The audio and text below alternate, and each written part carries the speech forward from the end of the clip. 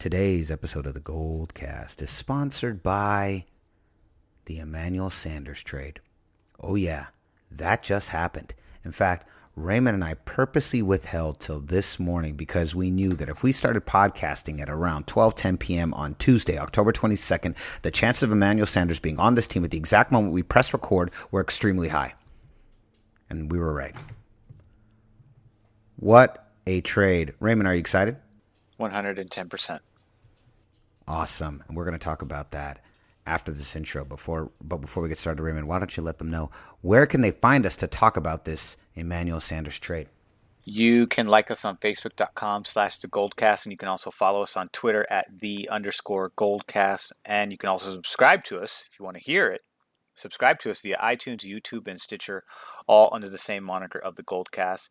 Like, subscribe, and comment because we certainly want to hear your thoughts about the Emmanuel Sanders trade.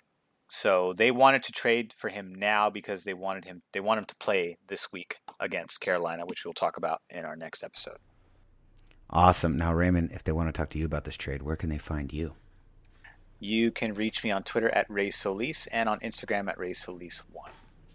Awesome. And you can find me on Instagram at RudySolis3 and on Twitter at RudySolis3RD.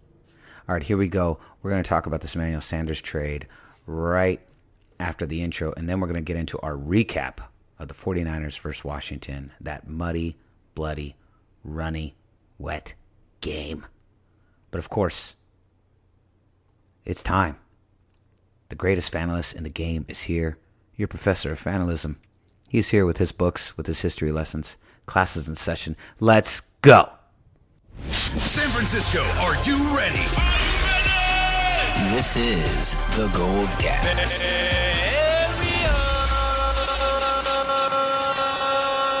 Boom! Welcome to another edition of the GoldCast. We are the voice of the Bay. I'm your host, Rudy Solis III, and with me is my brother, my co-host, Raymond Solis the first, baby. Boom. All right, Raymond. So I'm going to hand off the mic to you. Let's unpack that Emmanuel Sanders trade. Yes, this is huge. I know that, some people might argue that giving up 2 picks for Emmanuel Sanders was a lot, but 3rd and 4th round, I think that's okay. We get a 5th round for it, and John Lynch is most likely going to get those picks back in some other form before next year's draft. I can pretty much guarantee it because that's how he's operated the past 2 years, is acquiring picks, and he's really good at that. And so I expect those picks to be made up in some form or another by the time next year's draft comes. So that part is fine. And Emmanuel Sanders is not the big deep threat like an AJ Green or someone like that, but he's very, very productive. He's like a much more reliable version of Marquise Goodwin. So he's a much more effective route runner. He's more versatile. He can run more routes than these guys. And his productivity this year, he's played all 7 games despite the injury he came off of. I know he's 32 years old, but this is a short-term rental. This is what Pierre Garçon was supposed to be before, things went south for him. He's been targeted 44 times. He's got 30 receptions, 367 yards, 2 touchdowns. It's more that accumulated total by one individual is more than Deebo Samuel and Marquise Goodwin have done combined this year. So we're getting a very productive wide receiver that this wide receiver core sorely needs right now. Well, this provides that veteran leadership that I kept complaining about, right? That too. Yes, that too. Deebo Samuel needs it. Marquise Goodwin is not that person. Kendrick Bourne needs it. Dante Pettis needs it. And when Jalen Hurd gets back, he's going to need it. So we have a lot of young guys that need some mentorship. We have some of that on the defensive side. You have Richard Sherman. You have Quan Alexander. You have D Ford. You have guys at every level, mentoring these younger guys and getting them up to speed. Nick Bosa has the perfect complement to him on the opposite side with D Ford, who, by the way, leads the team in sacks. So, that part's handled. But on the offense, who do you have? You have Joe Staley. You have our center. You have Jimmy. But the wide receivers don't have anybody. George Kittle's on year 3. You have Tevin Coleman as a running back, but he's not, he was a 2-back in Atlanta. Now he's the 1-back, but still, I don't expect that out of him.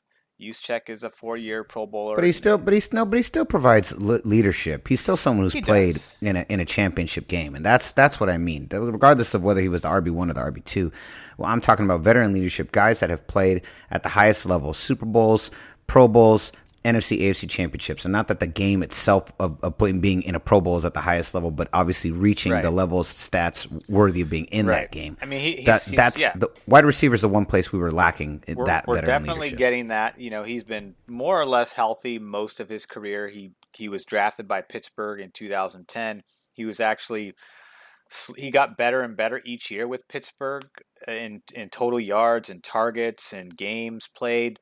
So, but for whatever reason, they got rid of him after the 2013 season. He went to Denver in 2014 and then exploded and had a huge breakout year, receiving over 1,400 yards. He caught 9 touchdowns that year. He's been trending downward since then. You know, the very next year in 2015, he had 1,100 yards. 2016, he went to another Pro Bowl, but just had over 1,000 yards. And then he had 555 yards in 2017. And I think he was battling some injuries. And they also had a carousel of quarterbacks going through there at that time. 2018, he was actually doing really well. He played 12 games, had over 868 yards, 4 touchdowns, and then had the horrific injury, but has been back since then. Actually came back sooner than what was projected. And he's played in all 7 games, has been his usual productive self. So I think adding a versatile player like him to a Kyle Shanahan offense is all these numbers that we're seeing here, all those numbers are going to get better. His touchdown totals, his catches, his yards per target. Right now it's 8.3. Everyone on this Niners squad, with the exception of like Matt Breida, none of these guys catch less than 9 yards per reception. So these numbers are going to go up. Dante Pettis, he's been the least targeted. Him and Kendrick Bourne are the least targeted, but Kendrick Bourne is 15.5 yards per reception. Marquise Goodwin, 16.5 per reception. Deebo Samuel, 11 yards per catch. George Kittle, 11 yards per reception. So Emmanuel Sanders is gonna bolster this offense. You know, this is huge. You know, New England just added Mohamed Sanu from the Falcons because they're not going anywhere, so they might as well start preparing for next year. Denver's in a similar boat. You got to start stacking up, you know, the picks so you can start to rebuild your roster. So we got a productive wide receiver. We coincidentally keep pace with the team, but this was more about bolstering our wide receiver core because this was an area that we were lacking, that we needed a veteran presence and more productivity out of, and now we've gotten that. And New England was coincidentally in exact same scenario with injuries. Theirs is more of an injury issue versus just a youth injury. Ours is a combination of youth and a couple of injuries.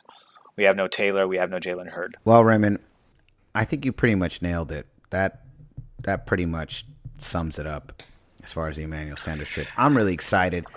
This is the kind of move that a team makes when they're in our position and they're looking to add a piece that they feel will make them that much more competitive to take this thing to the next level. I know, and a lot of people were criticizing the Niners because they didn't, you know, they said that they needed to find a wide receiver and why don't they trade A.J. Green? A.J. Green was going to cost you a first-round pick. So it's horrible. And it's like that would be a terrible trade. Not in this position. We're so young and in the groundswelling of this resurgence that you can't start giving up those kind of pieces unless you're like, you know, the Rams that give up first rounders on a regular basis to win now. When, you know, and it's gotten them to a Super Bowl, but it's going to be tough sledging for them, you know, going forward in terms of trying to keep pace by accruing new talent. So, but this is a cost-effective move. I know Denver wanted to hold on to Emmanuel Sanders, according to Adam Schefter on Twitter, for another week because they wanted him to play against the Colts. But we wanted him to play against Carolina. So now he's going to do that. And that's going to be very exciting to watch. Absolutely. And we're going to be talking about that a little bit later in the week. But first, Raymond, let's get to the game that happened over this past weekend. I said accurately in our preview episode of this game last week, I said that this had all the makings of a classic trap game. Did I not? You did. The weather gods even supported you.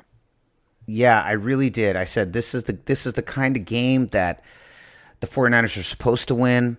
This is a horrible team, But at the same time, streaks are really hard to keep. We've been undefeated this entire season. This was our sixth game going into it, or in our seventh week. Sixth game in 7 weeks, and it had all the makings of a trap game. This is the kind of game that I just expected the 49ers to have a rough go at and either lose this game or win by very little points. The morning of, Raymond, coincidentally, I have 2 Rams fans sitting at my bar, and they're asking me, hey, are the Niners going to cover? We're trying to place a bet right now. Rams fans.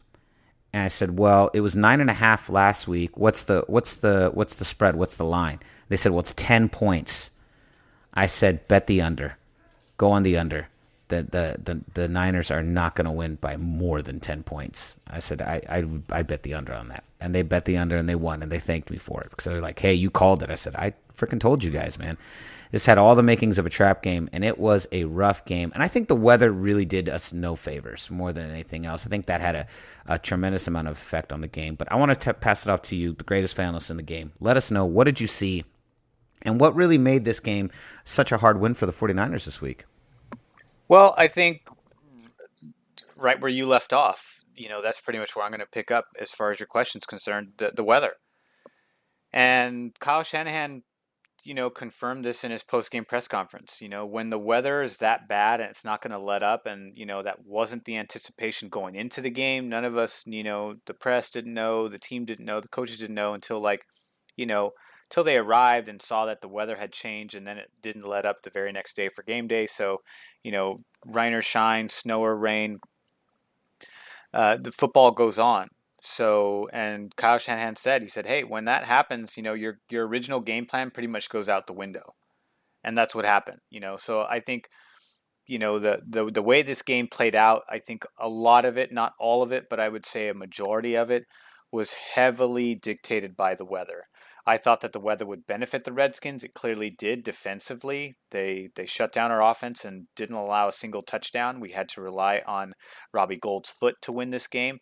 But conversely, there was an element of that also helped us out. We kept all we had to focus on was their ground game, because they were not going to have a very good passing game that day. Both quarterbacks, really underperformed in terms of the passing game. Jimmy G was really effective in the second half in the passing game when it finally started to open up. I think he was 9 for 11 in the second half, so he was extremely efficient, especially after that pick he threw to the safety. Just Jimmy G maintaining his 1 pick a game quota. I'd really like to see some zeros get thrown up in the coming weeks, because we have some stiff competition that is going to those teams will be better equipped to take advantage of mistakes like that from Jimmy. So I know he knows that. So going forward, I just want to see some more zeros out of him. But again, this was a running game. This was going to be a running game from the beginning. Adrian Peterson, 20 carries for 81 yards. He had a pretty good average for the game, but it was never established to a point where I think the Redskins were comfortable. And even on our side, we weren't comfortable, but we were getting more productivity downfield. And I felt like that was a huge difference. We had a lot more first downs than they had, and that was a big deal. I know that, third down conversions we were really, really good on that part. And that played a huge factor into how we were able to even put some points on the board in this game. So, those things, and again, the defense, tons of pressure, tons of sacks. So Nick Bosa with the dagger sack yesterday, that was huge. It was so big. And that, especially when he had the ending sack. Dee Ford had a sack today. Eric Armstead had a sack today. They had 2 tackles for loss between the two of them. They were great today, but Nick Bosa was really the one that shined out. He led the team in tackles. He had a sack, and he had 4 TFLs. So he was excellent in the backfield today. He's really starting to get, every game he seems to get better in his technique, and now he's starting to close. And remember, earlier in the season, he said, the training, none of it teaches you how to close, which is something you kind of have to figure out with your reps, with playing the game in live fire exercises, so to speak. and he's figuring that out. Jimmy Ward was excellent today with 4 tackles. Quan Alexander is amazing. Quan Alexander and Fred Warner lead the team in tackles. They've been terrific in the middle of the field there. They've been amazing. So this game proves that no matter what the condition has been thrown at the Niners, they've been able to find a way to win. And this is what good teams do. This is what playoff teams do, dare I say it. We've seen the Niners win convincingly against subpar teams. We've seen that when the Niners give up the ball a lot in the Pittsburgh game, they still found a way to win by playing stout defense. We see that when the weather elements come into play and really stifle the passing game and force each team to be one-dimensional, they still find a way to win, albeit through field goals. And really, in this game, we only needed one to win it. And so this team is proving right now that A, they travel well, and B, no matter what the circumstances is, you can feel confident in their chances of pulling out a win because they're so resilient. Their adjustments at second half and mid-game are among the best in the league, and their third down conversion is nearly 50%. Jimmy G was 44% today. It's amazing. So they beat you in so many different ways. And now, on top of that, we get Emmanuel Sanders for next week against a tough matchup against Carolina, with Carolina coming into town. So I love it. And again, those second half adjustments prove to be all the difference. This is a team that can really make adjustments. The final 3 drives, there's of the 4 drives of the 3 drives that we had, the last 3 all end in field goals in the second half. The last 3 drives, so excellent. Right, and that's when we were more balanced. We were passing the ball and running the ball effectively. And when the offense is more balanced like that, you can obviously see it keeps the drives going way better than just running the ball. And credit to Redskins, they played good defense. And their first drive, 12 plays, 8 minutes, 65 yards. They missed that field goal, but they took the script right out of the Rams game and said, we're just going to run down your throat for a majority of these plays. So the Niners need to clear up that part of their game because they're getting beat. They're getting beat in those early drives 2 weeks in a row now. They've only led to 7 points between both those drives against 2 different teams on the road in both contests. So that's obviously a really good, outcome, all things considered. So, and again, once that happened, Washington really couldn't do anything after that. They had a punt. Then they had a turnover on downs. Then they had a punt. Then they had a punt. Then they had a fumble. Then they had a punt. Then it was the end of the game. They got sacked at the end of the game. So nothing they did after that first drive was, I think that their 2 drives later, they had about 10 plays for nearly 7 minutes and accumulated 51 yards. But then they got a turnover on downs because they couldn't convert on the 4th. So, but other than that, other than they had two productive drives all day long. The defense the 49ers defense right now is so ridiculously consistent and so overwhelming. It's just really hard for teams to get anything going. Yeah, and I definitely think, you like to give out your game balls. I think the game ball has to go to Nick Bosa today, right? Yeah, I'm going to have to give it to Nick Bosa. He led the defense in all statistical categories, and he's the one who closed it out. He was in the backfield more than anybody else, and he got the key sack to ice the game. Because even with a field goal and a 2-point conversion, we won. We still would have had the lead. So it was very important to not to try to push the drive any further at that point and just get the 3 points, because no matter what the team scored on the ensuing possession, you knew that it still wouldn't get them the lead. So that was a solid call on Kyle Shanahan to go for the field goal instead of trying to push the drive further. Now, Raymond, what about your boy, who also I think is having a resurgent year right now? Your boy, they called him Mr. Glass, the Glass Cannon, the Glass Cannon. Jimmy Ward.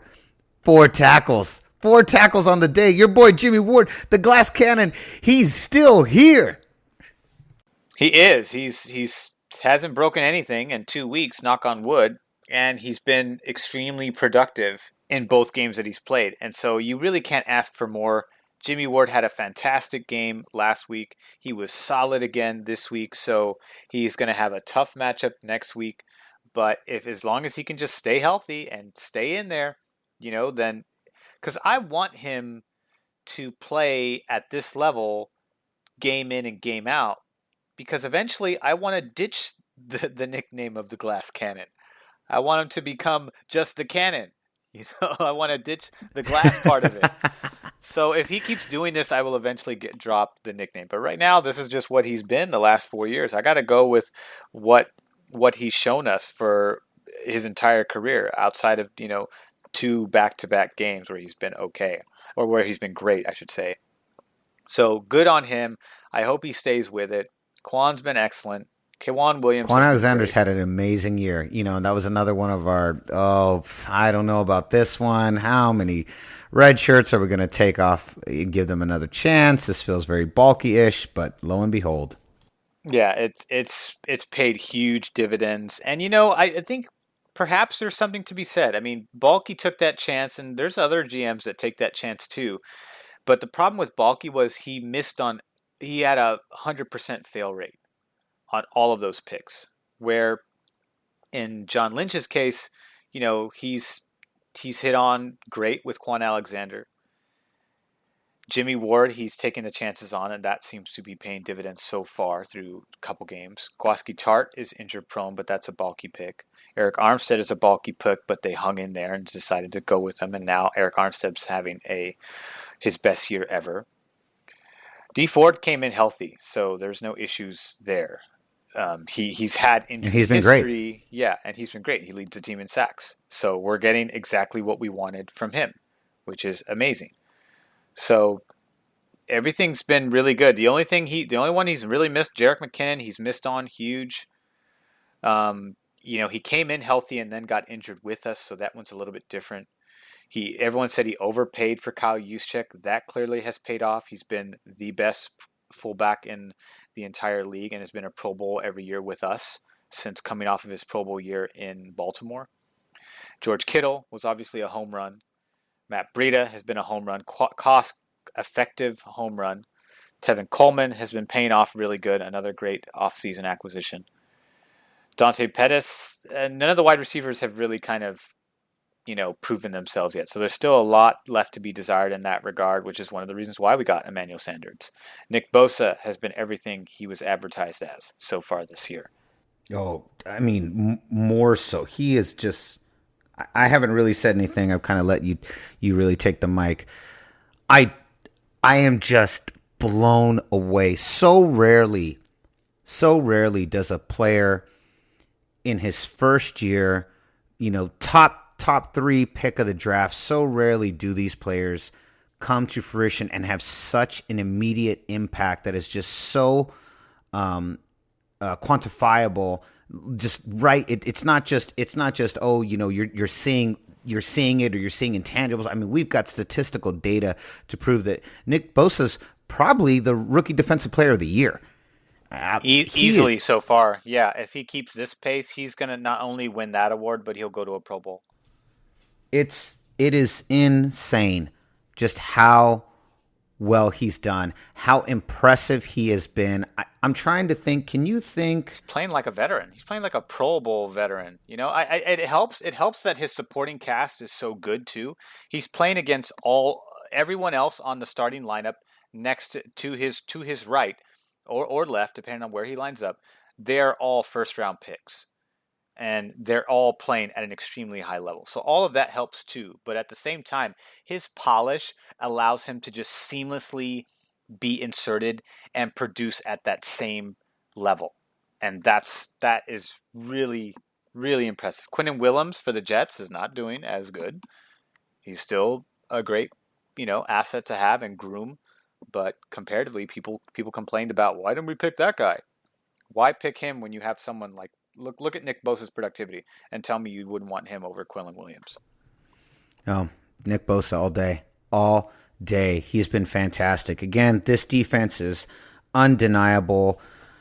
It was a tough win, but we grinded it out. As you mentioned, this had all the makings of a trap game. We avoided it ending as a trap game, and the 49ers improved to 6-0. And I've just been really impressed, man. This has been an historic run for San Francisco, and I'm just excited that we're seeing the Kyle Shanahan team we were promised come to fruition. Not every game is going to be a blowout. Not every game is going to be this beautiful, wonderful, just incredible, offensive and defensive game full of wizardry. Hold on one second. I'm getting a phone call from Brian.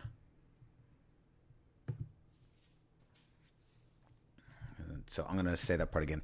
Not every game is going to be, this full of just offensive and defensive wizardry, and we're just going to be blown away by how amazing these games are played. That's not possible.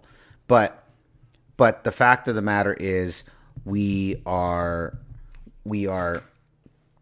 still winning, and a W is a W. It is really hard to win in the NFL. Streaks are really hard to keep going in the NFL. But regardless, we're here and we're experiencing it. So I'm not going to complain.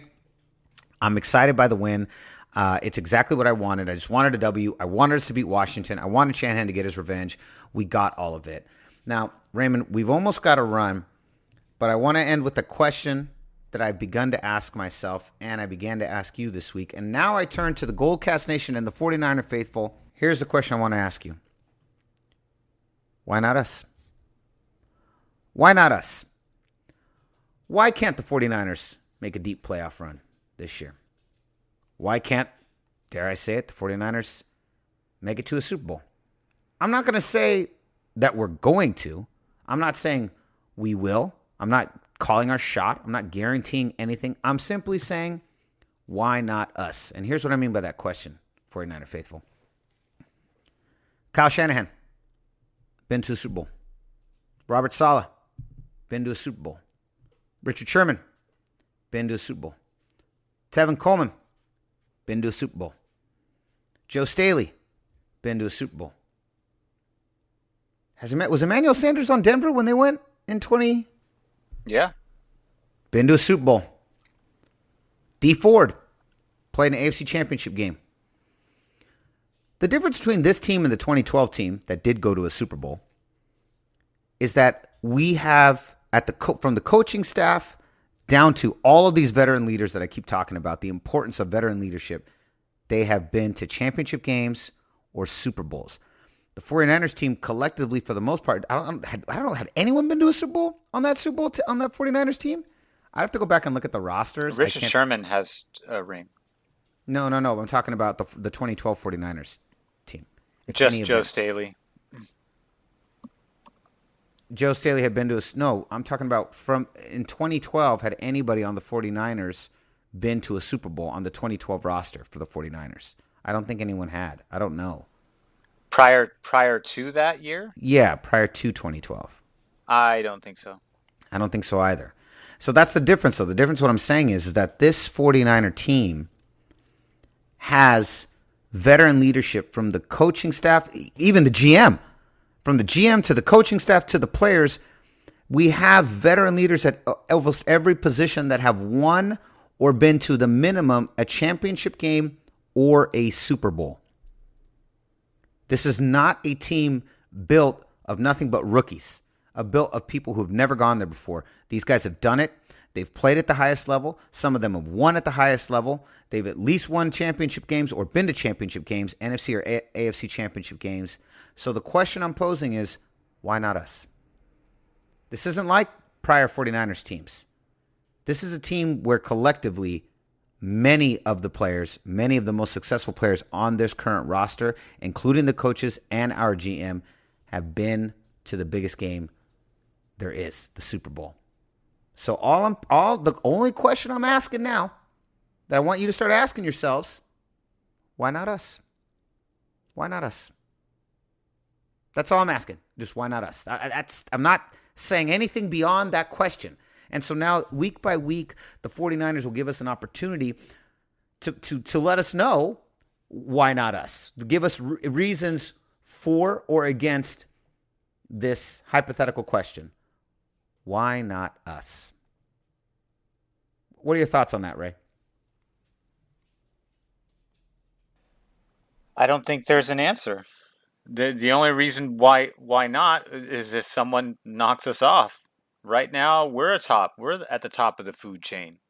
And by the way, we get Kyle Nelson back this week, so we get the long snapper back. So Robbie Gould's going to have some help back this week.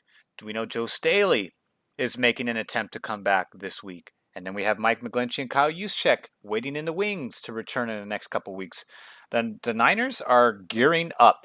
They're getting loaded. We have Emmanuel Sanders coming in this week to play. Joe Staley might play. And you have Mike McGlinchey and Kyle Juszczyk was expected to be back within a couple weeks.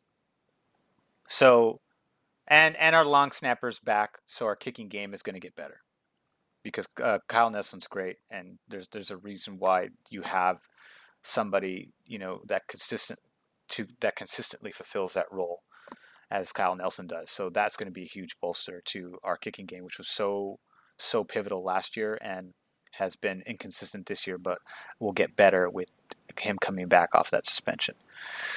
So that, to me, I think, hey, we're at the top of the food chain. There is no why not. It's the question people I think need to be asking ourselves is, who's better?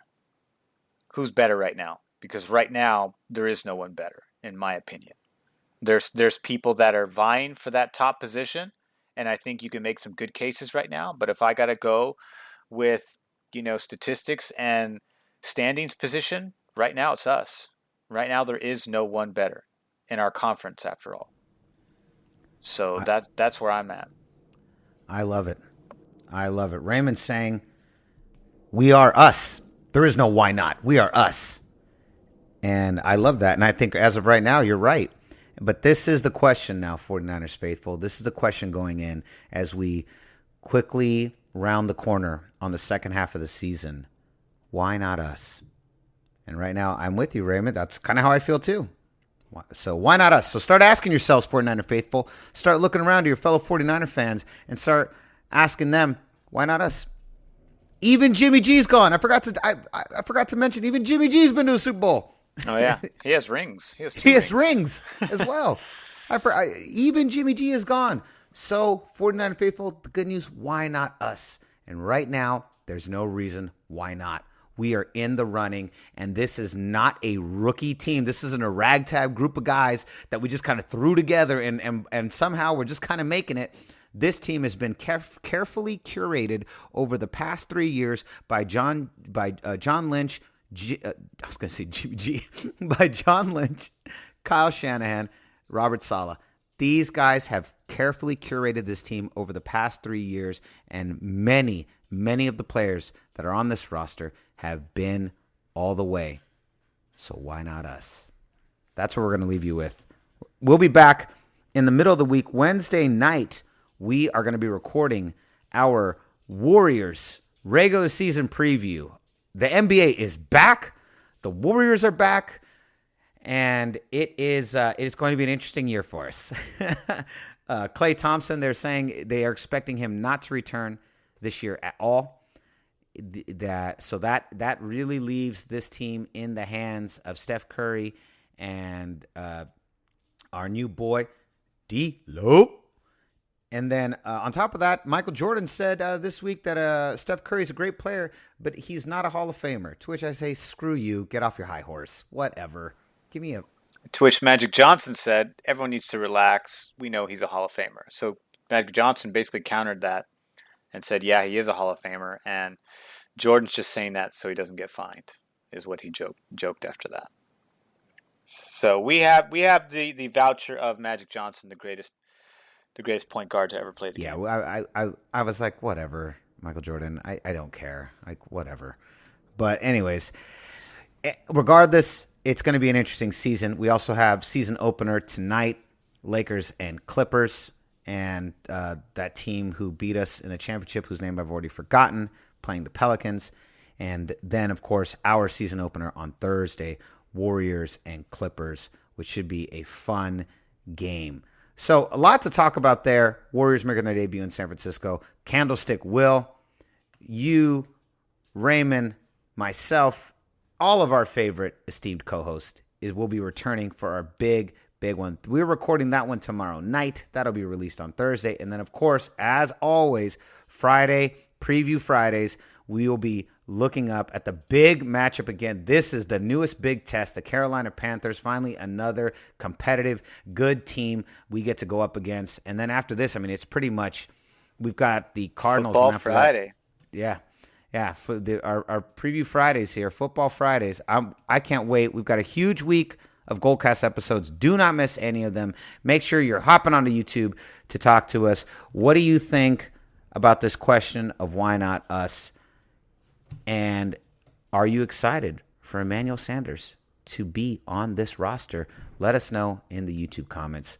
All right, Raymond, so concludes another edition of the GoldCast. We are the voice of the Bay. I'm your host, Rudy Solis III, and with me is my brother, my co-host, Raymond Solis the first, baby.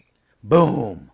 We'll see you next time. Same GoldCast time, same GoldCast channel. This is The GoldCast.